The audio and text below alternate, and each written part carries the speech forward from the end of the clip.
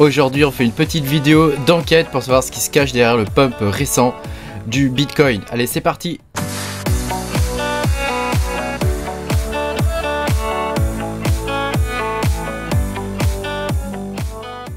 Bonjour les amis, je suis très content de vous retrouver aujourd'hui pour cette nouvelle vidéo où on va parler un petit peu de ce qui se cache derrière le pump du Bitcoin. Enfin, c'est ce que moi je crois, hein.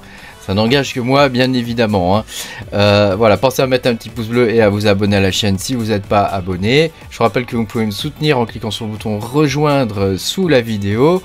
Voilà, moi ça m'aide énormément et ça me motive pour faire des chouettes vidéos. Alors c'est une vidéo qui n'est pas habituelle, celle-ci vous savez que j'aime bien moi analyser un petit peu ce qui se passe derrière, pourquoi ça pump, etc. Donc l'explication toute faite, et c'est ce que j'explique d'ailleurs dans ma dernière mini news, c'est que voilà, les ETF Bitcoin, qu'ils soient spot ou pas, hein, peu importe, le fait qu'ils commencent à être acceptés, etc., ça pousserait le Bitcoin, ça aurait poussé le Bitcoin aux environs des 30 000 $ à peu près, quoi. Hein, donc jusque là, pas de souci, pourquoi pas, ça c'est le narratif officiel, on va dire, hein. Voilà, on peut voir encore que ici il y a 200 millions de cash flow qui arrivent dans les Bitcoin ETF, tu vois, donc on a toutes sortes de news intéressantes. Voilà, ici ils nous disent que voilà, le spot Bitcoin ETF, tu vois, voilà l'effet du truc, quoi, voilà, c'est relayé par Bloomberg, machin, etc., etc. Donc voilà, ça c'est plus ou moins le narratif officiel. Alors moi, tu sais que j'ai tendance à pas trop gober tous ces machins là, quoi. Plus ils en racontent et moins je gobe. Donc bon, après chacun se fait son avis, hein. C'est peut-être ça, hein, j'en sais rien, hein. Je vous montre juste un petit peu l'analyse que j'ai faite et comment je m'y prends un petit peu pour comprendre tout ça, quoi. Alors tout commence ici avec le TrueUSD. Alors pourquoi je vous parle du TrueUSD? Parce que CZ a décidé il y a quelques temps d'en faire comment dire, son stablecoin principal, hein, et donc pourquoi pas, hein, pourquoi pas, je veux dire, le site est bien fait, tout ça, vous savez qu'il a été vachement embêté avec le BUSD, hein, donc bon, moi je dis voilà, ok, il change de truc. Alors quand on regarde un peu le white paper, tout a l'air nickel, etc.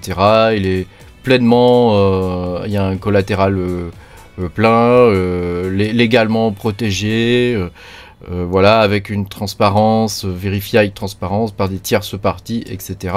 Alors, faut savoir que moi, j'ai trouvé aucun document officiel d'analyse sur le TrueUSD qui certifie les fonds, etc. Voilà, c'est extrêmement opaque.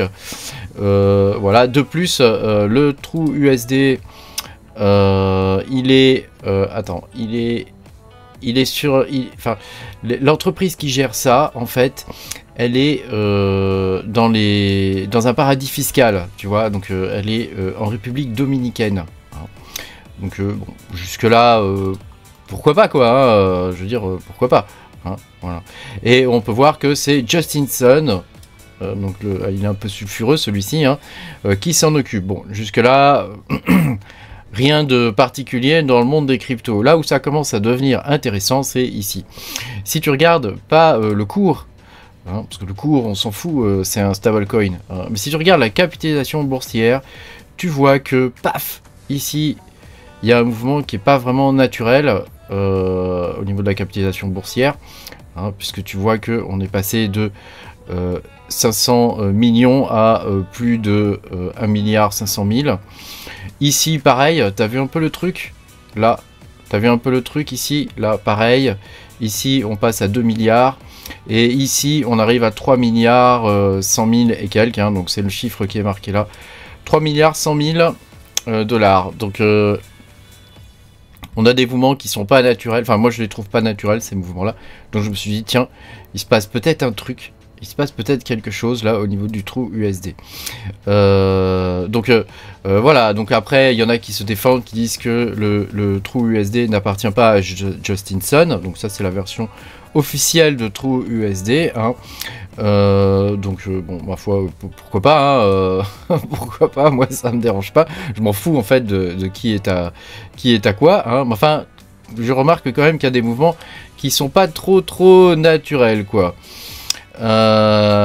Sur Twitter, on trouve toutes sortes de choses, hein, et en particulier, il y a un compte qui s'appelle Parrot Capital qui retrace toutes sortes de trucs, hein, donc je me suis un peu inspiré d'eux, hein, et on peut voir que ils ont un truc qui s'appelle Prime Trust, hein, qui permet de faciliter comment dire, les mouvements de fonds, hein. Et ce truc là est géré via le TUSD, hein, et j'utilise le TUSD comme monnaie pour voilà, pour balader le truc, quoi. Donc bon, jusque là ok. Ici tu vois, Parrot Capital, il nous dit que l'entièreté des fonds de Binance sont stockés sur le TUSD. Alors ça serait possible, hein, ça serait possible parce qu'il y a quand même 3 milliards, hein, c'est quand même énorme, 3 milliards 100, et on va voir qu'il y a des mouvements qui ont été faits. Alors attends, c'est sur Whale Alert. Ah oui, ça c'était le truc où tu vois, où il te dit que Binance propulse le stablecoin TUSD. Ouais, ok, pourquoi pas. Et ici, tu vois, on a un fonds, on a un dépôt de TSR du SDT qui a été burn. Et il est de 3 milliards 500, il est de 3 milliards 100 millions. Et quand tu regardes ici la liste, attends, je vais retrouver le truc, hein, désolé, c'est un peu long. Je vais retrouver le machin, le bignou, il est où? Attends, il est où? Voilà, le cours. Quand tu regardes le cours ici, on n'est pas loin, hein. On n'est pas loin, hein, tu vois, on est vraiment pas loin. Donc, en plus, CZ, il a annoncé que il y aurait 0 frais sur la paire BTC TUSD. Donc ça veut dire que grosso modo ils ont créé, alors je peux me tromper complètement, hein, mais est-ce que ça serait pas une washing machine, quoi? C'est-à-dire qu'en gros Binance utiliserait le TUSD pour convertir ça en BTC et pouvoir sortir les fonds, quoi. Grosso modo je vois ça comme ça, quoi. Donc ça veut dire que ce qui se trouve derrière le pump du Bitcoin actuellement, en fait, ce sont ce type de transferts, hein, c'est-à-dire des transferts de TUSD vers du BTC, quoi. Donc pour le coup, tu vois, on se demande un petit peu si ça vient. Enfin, moi, je me demande personnellement si ça viendrait pas de là, quoi. Hein, donc bon, on verra bien ce que ça va donner, hein, mais je serais vous en ce moment sur le récent pump du Bitcoin.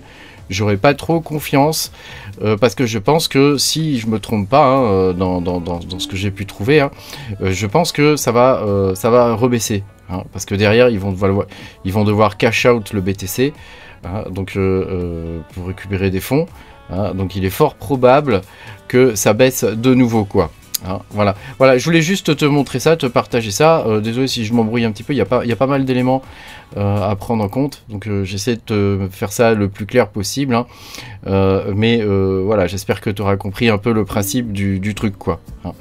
Voilà, merci beaucoup d'avoir regardé cette vidéo. Dis-moi toi dans les commentaires ce que tu en penses de tout ça. Pense à mettre un petit pouce bleu puis à t'abonner à la chaîne si t'es pas abonné. Puis moi je te dis à bientôt pour de nouvelles enquêtes.